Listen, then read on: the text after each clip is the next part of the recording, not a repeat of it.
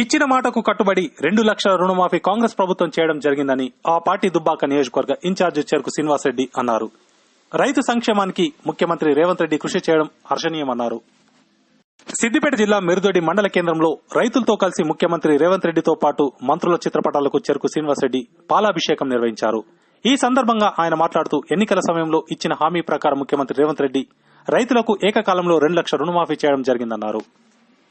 రుణమాఫీపై BRS నాయకులు ఎన్ని అసత్య ఆరోపణలు చేసినా కాంగ్రెస్ ప్రభుత్వం పట్టించుకోకుండా రైతుల సంక్షేమాన్ని దృష్టిలో పెట్టుకుని రుణమాఫీ చేయడం జరిగిందని తెలిపారు.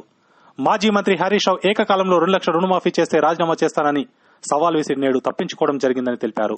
రైతుల్ని ఎప్పుడైనా ఆదుకుందంటే అది ఒక కాంగ్రెస్ ప్రభుత్వం. ఆనాడు 1,00,000 రూపాయలు చేసినాం.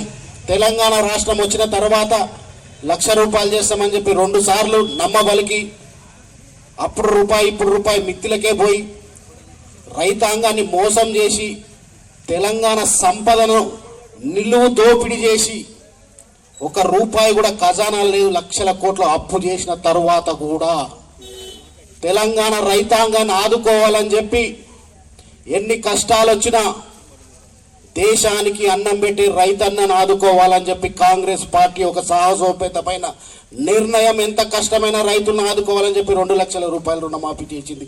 ఇక్కడ కూడా ఈ సోదరుడు మన ప్రెస్ సోదరుకి ఇప్పుడే 70,000 కూడా వారి అకౌంట్లో కూడా పడడం జరిగిందంటే కాంగ్రెస్ పార్టీ ఒకసారి మాటిస్తే నిబద్ధత ఏదో అందరికీ తెలుసు. ఉదాహరణకు మిర్దొడ్డి మండలమే తీసుకోండి.